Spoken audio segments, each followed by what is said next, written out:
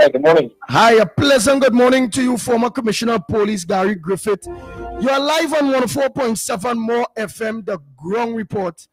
Yours truly, the Pitbull Radio, Lennox Smith, Michael Kerr, Director Cuff, in studio. I really called you to ask a question on one of your... Yes, indeed. Yes, indeed. Nice, nice. I called you to ask a question based on one of your... a release that I saw whereby the DPP is the last, just now I'm trying to get it back because it's been so much, I always go through all. Government new attacks on the DPP is another step in the PNM's plan of full dictatorship. You being a former commissioner of police, right? We have Lennox Smith in studio, everybody in studio here. What make you say that, and what... Explain that to us. Explain that to us, because like some people just not getting it, especially at this point. Yeah, you explain that to the people of Trinidad and Tobago. Well, the fact is that good morning to Trinidad and Tobago. The DPP's office I see as the last bastion of our democracy. And if it comes under the control of Keith Rowley, it means that one individual alone or political party, they will have now full authority to direct who investigates, monitors, targets, arrests, and now even prosecuted. If you recall, this is what has happened, where it seems that this government, their hierarchy, their intention is to what is known as democratic dictatorship, have full control of every single so-called independent body, and by doing that, it means that you could direct even the police as to who should be investigated, and then even go now into the DPP's office to complete that line, that threshold of the criminal justice system to ensure that persons are prosecuted. It happened with me, and that's the reason why I'm saying that. I was appointed by Keith Rowley. It seemed that it was based on the perception that because Gary Griffith was no longer in the UNC government, it means that he may be vindictive, he may target them, and he totally missed the boat. Because of my oath in office, I remember the oath I swore, and Keith Rowley expected me to go after political opponents of the PNM. I refused to do so. And of the UNC, you wanted to go against political opponents of the UNC, not the PNM. Oh, sorry, yeah, UNC, sorry. And because of that, and because of that, he decided, listen, he is not towing the line. That is what I put him there for. And that being the case, the same thing, it is not coincidental that after the DPP made certain decisions that were not in the liking of the government, that all of this is happening immediately. It is the same thing with myself. You give me $45 million and tell me you have to use these funds specifically to hire attorneys to target the political opponents of the PNM. And then when I say it doesn't, no, that was totally unethical. It may not have been illegal, but it shows the type of dictatorship I speak about. And then when I asked for $100,000 to get an engineer to complete the investigation with AV drilling, I am ignored. So it shows the type of dictatorship we have in this country. And obviously, because of the DPP's recent decisions, it is not coincidental that he automatically has done the same thing where he decided to target me because I was not a puppet. I refused to be a puppet, to target political opponents to please you because you appointed me. And it seems that this is the same direction it's going right now with the DPP. Or does they have the power to be able to move the DPP? Because I watch how they move Joanna in the... so do they have the power? And how could they move a DPP? Because people still ain't catching or in understanding the magnitude of what you're saying here, that this is the last office to total dictatorship. You know? How do you move a DPP? Yeah. Well, it goes with, again, our constitution is so flawed. Bajo Fande kept saying it. Unfortunately, he did not do anything to amend it while he was prime minister. But he kept saying it. We have a situation where our constitution is so flawed. One man and one man alone has the authority to handpick the president of the Senate, the Speaker of the House, and the president now has the authority to appoint the independent senators who there again may show a degree of bias. He then has, that president will now appoint independent bodies such as the Police Service Commission, but they are appointed by a president who was appointed by the Prime Minister. The Prime Minister indirectly has the decision to appoint the Chief Justice, who has the authority to actually take disciplinary action on the DPP. The Prime Minister has the authority to handpick the Chief of Defence Staff, the Commissioner of Police, the Head Director of the SSA. That is dictatorship. In communist countries, some leaders don't have that much authority that we have in this country. So when you are the prime minister, you have the direct and indirect authority to handpick anyone you want. It happened with me as the commissioner of police. All he did was speak to the president. The president made a fool of herself by using the president's house as a coffee shop to cause a prime minister to meet with an independent body. Briefly, Prasad broke the law by suspending me and withdrawing the meritus without the approval of the remainder of the Police Service Commission because they weren't for sale or they weren't puppets. And it shows the situation that we're in now. And it is all because of the Constitution. So if the Prime Minister indirectly appoints the Chief Justice now has the authority to take disciplinary action or even suspension or removal of a DPP based on whatever decision he says. It means that there's always an indirect control that these independent bodies can have, and by an individual who is indirectly or directly appointed by the Prime Minister. And it happened with me as the Commissioner of Police, because the Prime Minister handpicked the President then handpicked members of the Police Service Commission, and even this Police Service Commission, gentlemen, may I add, this Police Service Commission should have resigned immediately because of the appointment of Ola Christopher. These individuals were appointed by the President, who obviously was working to the instructions of the Prime Minister in different things, and to pick Ola Christopher, who had placed 19th out of 22 by a proper independent body of UK experts with KPMG, when the process was an independent body will select it. You have these two Maxines. One is Maxine Atong and the other Maxine. One is a speaking consultant, the other is an accountant. And these people who have no knowledge of national security take a woman from 19th and put her first. It is obvious that they were working to some degree of influence that caused it. And again, it shows that our independent bodies have now been totally compromised.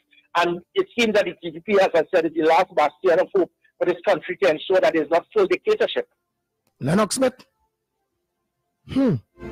Wow. Lennox Smith, you wanted to ask Mr. Griffith something? Go ahead. Yes. It's harrowing. One of the issues, Mr. Griffith, is when, of course, I think in your absence from the country, Dr. Rowley made some very startling statement. I wanted to, for a long time now, to get your comments on it. Firstly, of course, he appeared to have usurped the role of Commissioner of Police. I think it would have been in the twilight of your tenure, when he, of course, went on a podium and said that he will now be hiring, not satisfied, of course, with the drug susu matter, will now be hiring, of course, detectives from Barbados and the UK. I was always interested as to what would have caused the Prime Minister to believe that he could usurp, from the impression that I would have gotten and others, the role of Commissioner of Police, simply because he's head of the National Security Council. I would love to hear your comments on that before I ask other questions. Yeah, sure. Let me be as brief as possible on that. It is total ignorance. The man is clueless. Keith Rowley actually believes that the National Security Council has some degree of authority. It does not. And it seems that he has been badly advised by certain members in his cabinet. The National Security Council is not part of the Constitution. The National Security Council has no operational authority. The National Security Council is a byproduct and a subcommittee appointed by cabinet. So by it not being part of the Constitution, they have no authority to direct, delegate, or give authority to anyone. All they can do is act as an advisory body to cabinet. But you notice he continues to use the words as the chair of the National Security Council more than he will use the words as Prime Minister of this country, because he believes as the chair of the National Security Council, he has some degree of operational control and to direct arms of the protective services. He cannot and he should not. 23 chiefs of police during the COVID pandemic referred to the most powerful man on the planet, the President of the United States, by telling him to shut up because he was interfering in an aspect that was affecting security in certain states in the United States. But here we have this banana republic system that to believe that a Prime Minister has some degree of authority over a Commissioner of Police. He does not. So if a Prime Minister continues to get involved in certain things, he believes now that he is a dictator, that he can direct the police and the operations. They say the situation with the DSS, I requested support because this matter involved police officers. But he imposed individuals on me without me even having the knowledge of the of the skill and the performance of these individuals. Some of them were virtual dinosaurs.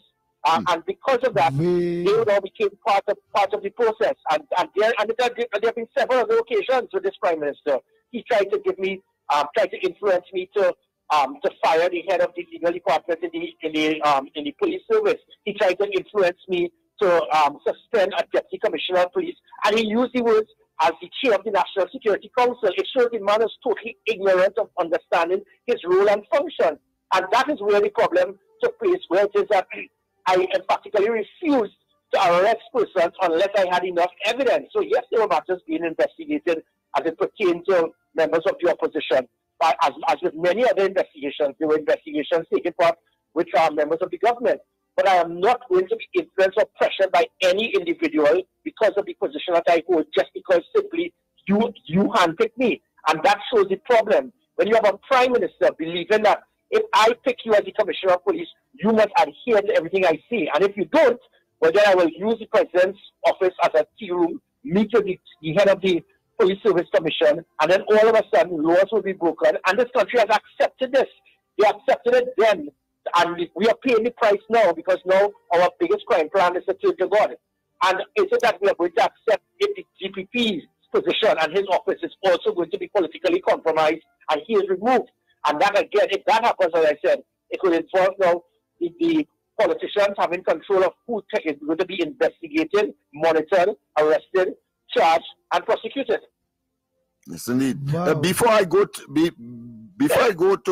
the DPP and the Nelson matter, and of course the resigned, I should say, Police Service Commission. I want to get your thoughts on the fake oil matter, because we were of the considered view that it was a travesty, frankly, to put your personal lawyer to be chairman of the legacy company, the petroleum company of Trinidad and Tobago. And then, of course, coming out of that was an arbitration in favor of Dr. Rowley's clearly public statement that his friend is the owner of AV Drilling, but there was a parallel police investigation into the fake oil matter. From your knowledge and from, of course, up to the point when you had to demit officers, so to speak, what would have been the status there?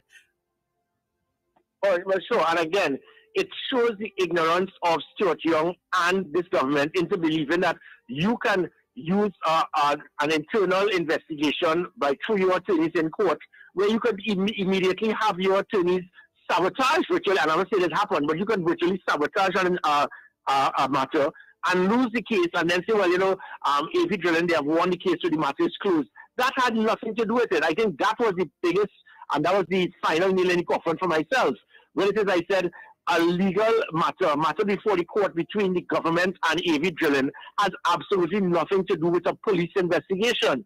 The police investigation was very alive, very active, and using the words of the Prime Minister when they handpicked certain lackeys, incompetent as they were, to deal with the audit, where I comprehensively annihilated him in court. When we got the report by the police of AV Drilling, it made for quote-unquote disturbing reading. And by me reading that report by the police, I said, before this goes forward any further, what we need is an expert in the field to verify that what was being billed to the taxpayers could actually have been extracted based on the arteries in that well. And all I asked was just about less than $100,000 to acquire an engineer. For months, I kept speaking to the politicians for those funds so that police could hire an engineer to verify what we had discovered that made for disturbing reading can very well now move forward in court. That was my biggest mistake. How dare I? Because they had already sent this matter to court. But the court matter has nothing to do with the police investigation. And again, in total contrast to me being given $45 million. Listen, and you know, the country, we just stay silent on these things. You give us Commissioner of Police $45 million, and then we told this must go to these attorneys in the United Kingdom to investigate these three matters specifically.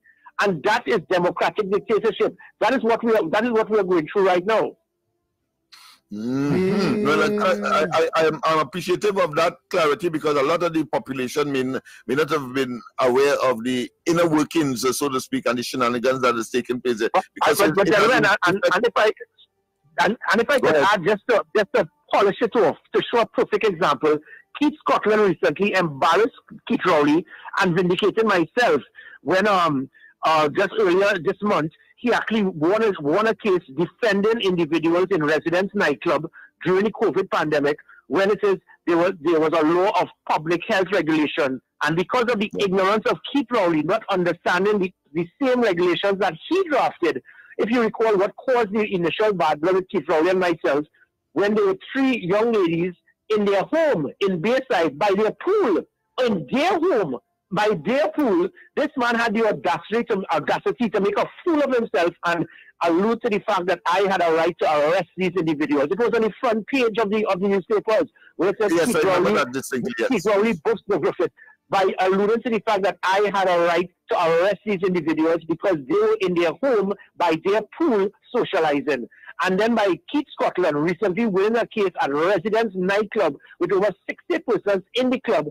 What the court says is that was private property. Residence club was a private place, which meant that the individual should not have been charged by the police.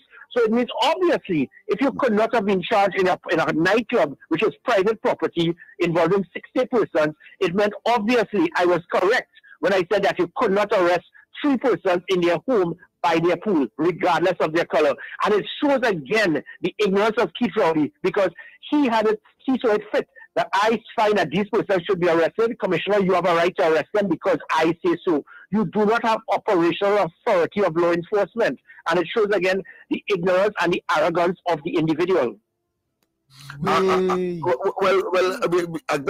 Again, you have, that has vindicated you, and I think the general public was of that view as well. So that playing out in the courts, the courts making a decision in that direction, demonstrate how efficacious you have been in that rule. But before we go to the other 2 matters that I want to talk about, I just want to conclude the fake oil matter.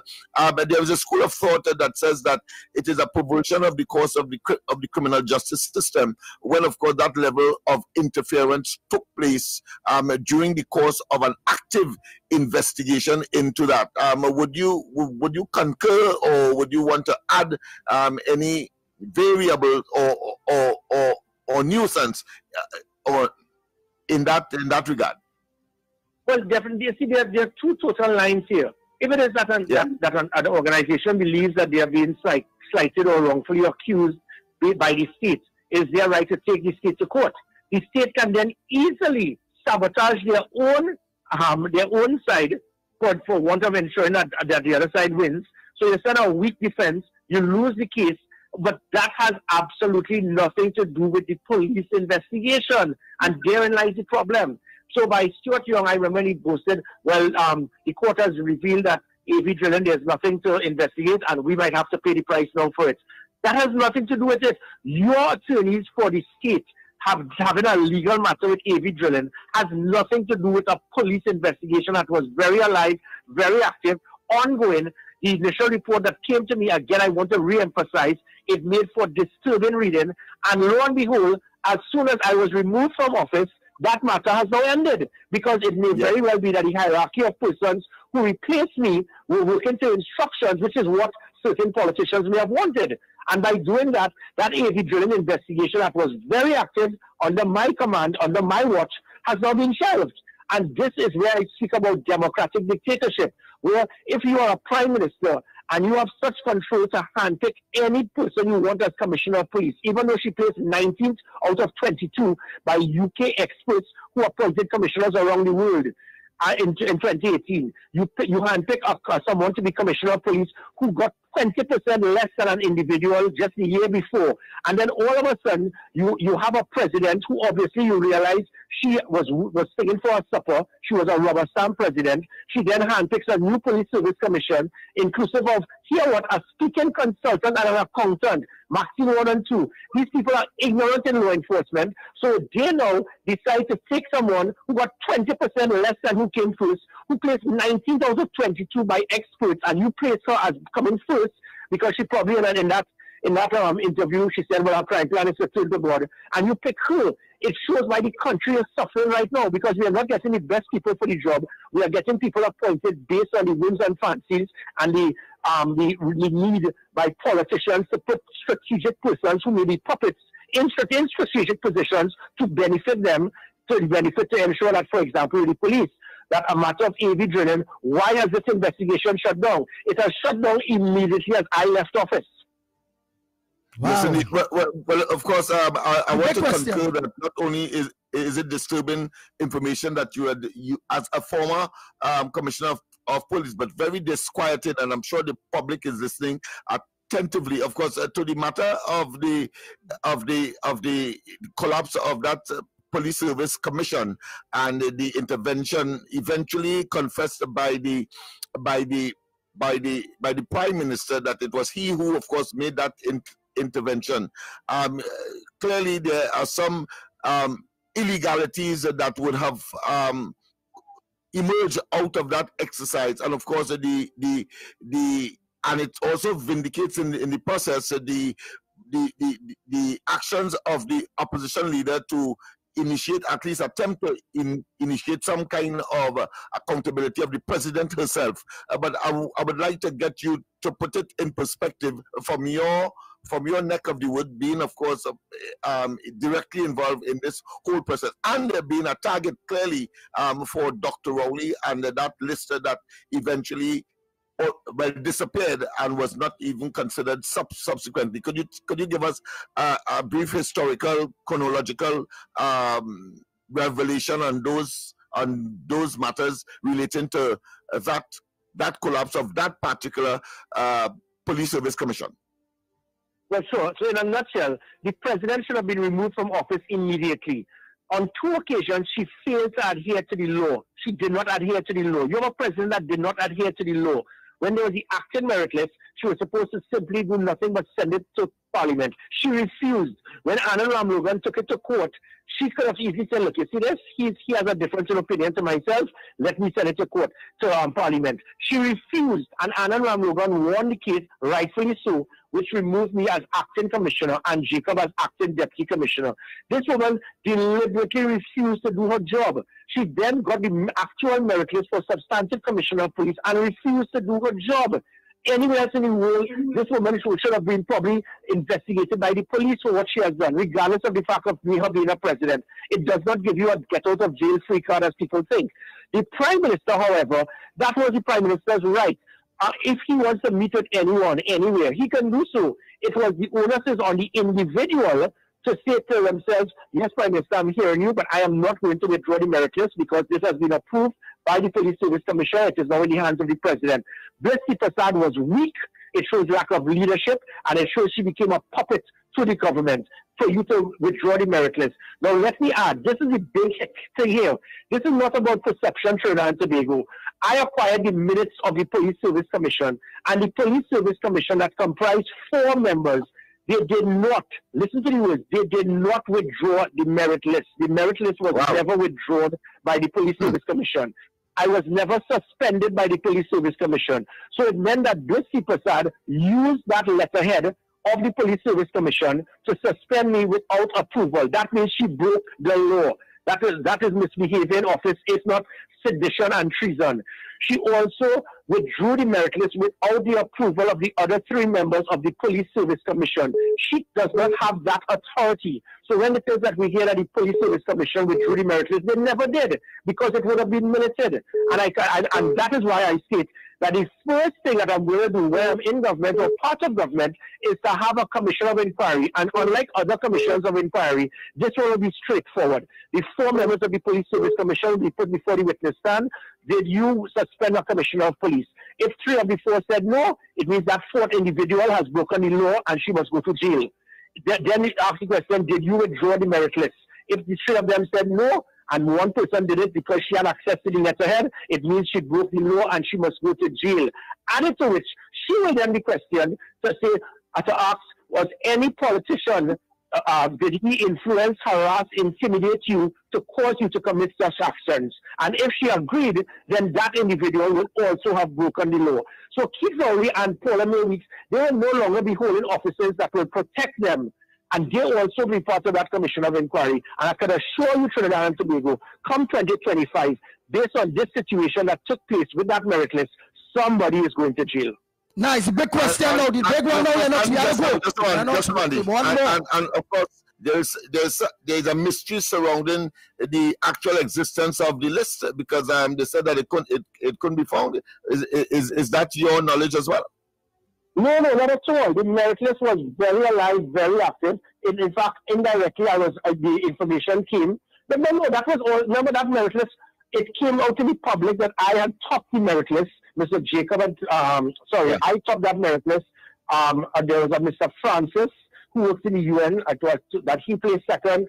Mr. Norton came third. I got 94% in that merit list. Ola Christopher got 74%. She placed 20% less than me. But the succeeding commission said that they couldn't find it. Isn't that? No, that is a lie. The reason why that is a lie, this came out in Parliament. Remember, there was a merit list, and in the hands, and it showed that Gary Griffith had topped the merit list. That had gone to the president. So they never said that they didn't find the merit list. So the merit list actually had the placing, and it had Ola Christopher with 74% to mine 94%.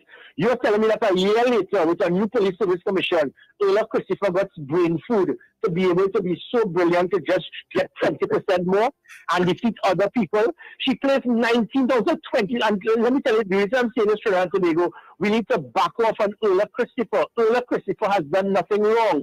Ola Christopher did not impose herself on Trinidad and Tobago. She had a right to have applied, but if she has limitations, and if you would have seen the results in 2018, where she would have acquired like 25 out of 50 in her interview, a mock media conference would have been low. So if she has limitations because she may just be administratively inclined and not tactically, strategically, or has the temperament to be able to deal with law enforcement on the ground, which is why she does not have a crime plan, so she says she turns to God. That is not her fault. But the fact is, by qualified experts, they placed her 19th out of 22 in 2018. In 2021, an independent police service commission had almost the identical results, and she got 20% less.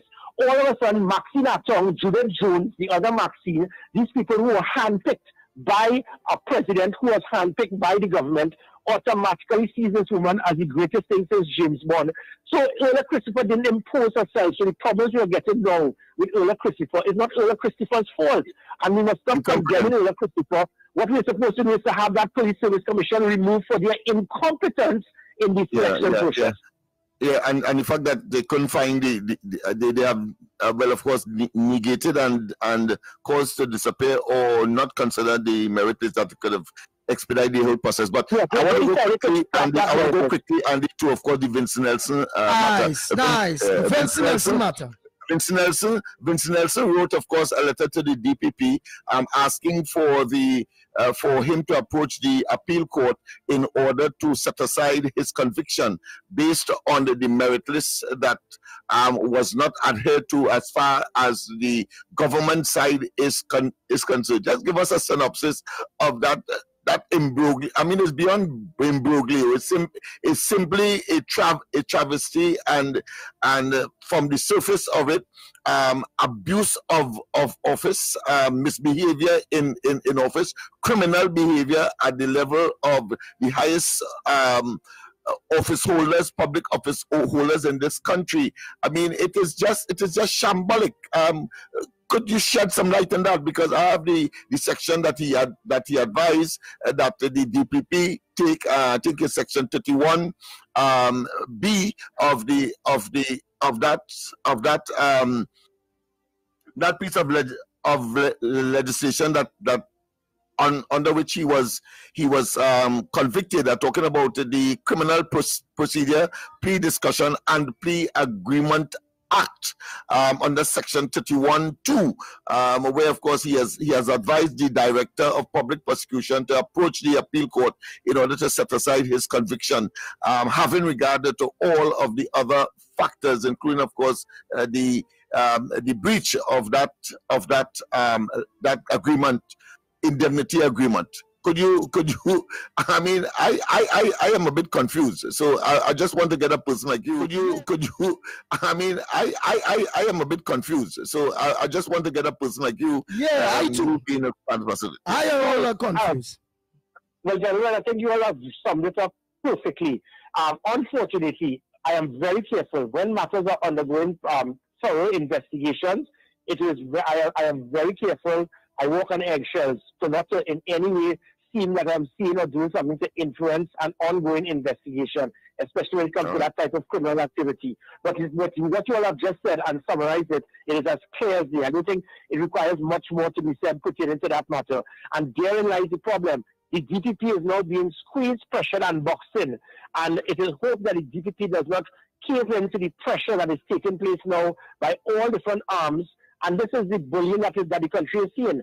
Is the DPP going to resign? Is the DPP going to walk away? Is the DPP going to be suspended because you're going to make up anything? I mean, for God's sake, because the DPP didn't refuse to go into this new building. This was based on a special branch report. The DPP didn't tell the special branch to submit that report that prevented him from entering the building. We are trying to compare the performance of a DPP now because he has not entered a building for 3 years. What we should be looking at is who is the owner of that building that the taxpayers have been paying for the last 3 years, and it has not been used by the DPP. But we are trying to use that as a cheap excuse to justify taking some type of action to remove the DPP because the DPP obviously is not singing for the support of the government. Very good. That would have been predicated on the dismissal of the Alan Ramlogan Ramdeen matter, and then, of course, more recently, the dismissal of the airport inquiry at least one, and therefore offended the administration, and thus he has found himself in well, I should say, as a result of politics, hot water, so to speak. Well, I've also been told, but again, when I say hearsay, all the other things that I've said has been confirmed. That's why I can't be sued, because I know everything that I've stated. In this situation, it has also been brought to my attention, and the same way that I was being pressured to politically target opponents of the government to have them arrested, that the DPP has been undergoing the similar matters in his office. And likewise, just like myself, we remember our oath in office, and he has refused to budge because he is not going to prosecute persons unless there's evidence. You can't arrest people because they are political opponents of the PNM. Trinidad and Tobago, so even the PNM supporters, the PNM has done great work for this country. But today it is me, tomorrow it could be you. So if you become an enemy of the state, you can now be politically targeted because a prime minister, let me take that back, persons in hierarchy in the government can now manipulate a commissioner of police, pressure a DPP to have you arrested. That is how dangerous this is. So that I know for myself, I saw it. I was being pressured to target and political opponents to have them arrested. And if it is that I was doing investigations pertaining to allies of the government, I was being targeted and said, how dare you, we put you there. It has been brought to my attention that the DPP is going through a similar situation to myself. They removed me because I was not going to sing for my supper and break my oath of office. The DPP, if what I've been told is the same, he is standing firm and saying, I am not going to have persons charged unless there is evidence. And the government could very well say, how dare you? We have the links to ensure that you could be removed. So by using a fact onto one platform that, well, for 3 years we have given him a building and he has not gone in it, and you are using that as an avenue to justify the performance of a DPP. The Attorney General, this AG, is the most incompetent AG in the history of Trinidad and Tobago, and he has the audacity to compare and to speak about the performance of the DPP. This man has lost a case badly. That is the case that I just beat Keith Rowley left and right, and the taxpayers will now have to pay my legal bills. Because you try to hire an audit team, pay them big money, try to get them to mislead the country, and then try to go in parliament like a coward that you are, Keith Rowley, to try to reveal the reports of this audit committee. The court said, Keith Rowley, you're out of place. You were wrong to hire an audit committee. You were wrong to to pay them big money. You were wrong to have them go into the police service. The commissioner was wrong to have allowed them to enter. You were wrong to try to speak about it in Parliament. And they agreed to every single thing that I said. But the PNM Express newspaper says the judge rules against Griffith. The judge ruled on every single thing that I said. And that shows again, I was fighting the situation to ensure there will not be democratic dictatorship. If the DPP is doing the same thing, he is going to be pressured just like myself. Yes. I saw the judge was scathing, in fact, and very critical. In fact, he said that if you had asked him to rescind that agreement between the Prime Minister or the National Security Council and those two guys who made the investigation, he would have said that was null and void and of no effect. So you're quite right. But of course, I would like you to maybe at a different level, objective level, look at what advice would you give the DPP? Because that is what I was coming with. In close proximity, you had the Prime Minister commenting on the so-called inefficacy of the DPP. You had then, of course, the Attorney General, of course, castigating, and then mysteriously or unprecedentedly, you had, of course, the Chief Justice himself, a 10-page document, literally questioning the efficaciousness of the DPP, and there we have it. So what advice would you give the DPP having regard to the fact that it appears to be a pattern similar to that which you would have experienced? And I mean, experience is the best teacher. Yeah, well, all I will continue to ask the DPP, remember your oath in office. It is not to be used to protect anyone, and it is not to be used to target and abuse anyone. That is how I operated as Commissioner of Police. Persons on the PNM and UNC side were investigated by myself. They were arrested by myself as a Commissioner of Police. They were cleared by myself, both on both sides. I never saw politics when it came to investigations, and therein lies the problem where politicians figure, we put you there, you must not investigate us, but you must target and victimize them. I refuse to do it. And I could not walk anywhere in this country and get more national support than Keith Rowley. Even unless you are a diehard PNM fanatic, they are going to agree that what I did was correct. I am not going to be influenced in any form or fashion to breach the constitutional rights, the confidentiality of persons. And by me doing that, it is that the Prime Minister decided that I am going to have this man removed because he's not singing to my tune. Well, then I stood firm on what I believed in, and he is going to pay the political price in 2025 because I will remind the country, and there's a heck of a lot more I will be revealing when the time comes. I will ask the DPP to do the same thing. Your individual, your character, what you leave with you, your legacy after you leave office would continue. The position that you hold is there temporary, and that is the difference with myself. When I left as National Security Advisor, military captain in the Defense Force, Minister of National Security, Commissioner of Police, there was always going to be a tomorrow. And when I worked that tomorrow, I could walk anywhere in the country, have my head high, and understand I did the right thing. I asked the DPP, remember, after you leave office, people are going to remember you and your legacy. Do not sing for a supper because you feel that there's a desperation. I don't have to tell the DPP that. Just by the actions of this DPP, it shows that he is independent, he is transparent, and he is not going to be a puppet to any individual. And that is the type of DPP we want, the Commissioner of Police we want, the Chief Justice that we want, Police Service Commission, and a President.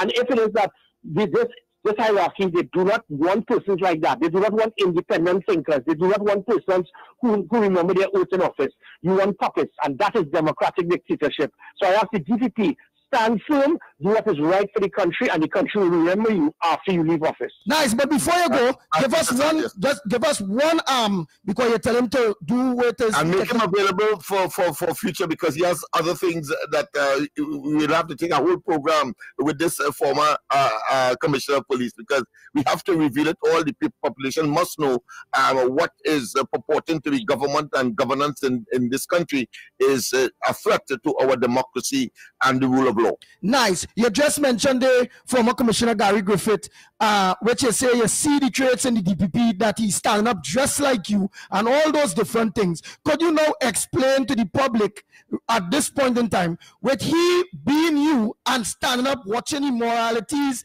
standing up to the oath of office and everything, what could be the negative outcome by this present Prime Minister of PNM government, with which, as you say, a Prime Minister in this country have all the power? Technically, Prime Minister pick everybody in all them independent offices. And then in all them independent offices, they depend, their budget to run their office depends on the government. And then you see that the Finance Minister, them could squeeze and all of it go.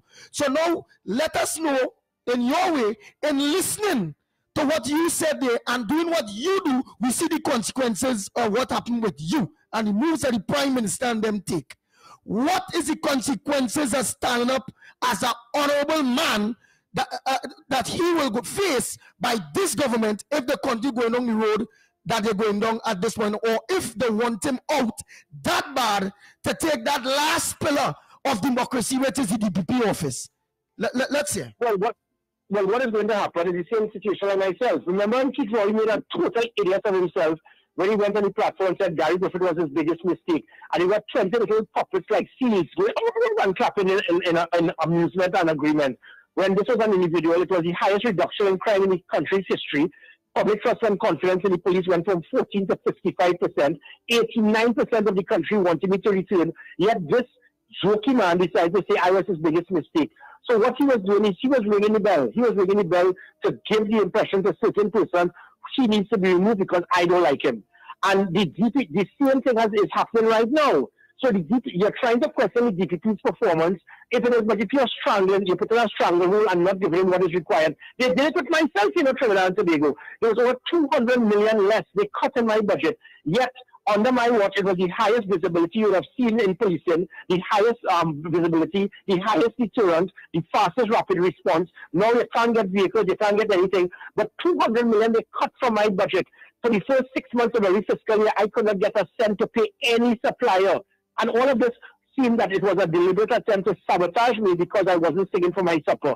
The TPP may very well be going through the same situation. You put a stranglehold, stop giving him the resources in the hope that he will fail, and then he will jump and say, the man is not performing, we need to get rid of him. They tried that same thing with me. They tried to stranglehold my resources, and I still performed by it being the highest reduction in crime in the country's history. And as soon as I left, it was the highest spike in crime in the country's history. So it backfired on them. Yeah, I see that the same thing will be happening with the DPP. They are going to try to sabotage the DPP by withholding resources, and then by withholding resources, if he doesn't get the results, they will then say, well, because of poor performance, it is going to justify having him removed.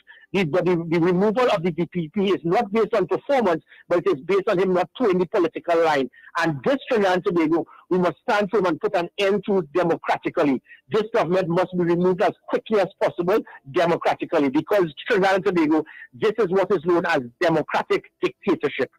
Democratic dictatorship. Yeah. Thank you. And clearly the Chief Justice, being the head of the Judicial and Legal Service Commission, has made his position clear on the DPP. So we take note, and of course the population is aware, and of course the greatest threat to our democracy clearly is the existential and existing, of course, government headed by Dr. Keith Christopher Rowley. There is no doubt in anybody's mind that this, including the greatest of sycophants. And the closing remarks, former commissioner, because we would love to have you stand by for any impromptu interview. I'm sure that you will make yourself available, having regard to the relationship we have developed before you were commissioner and now post commissioner portfolio and the political leader of your organization.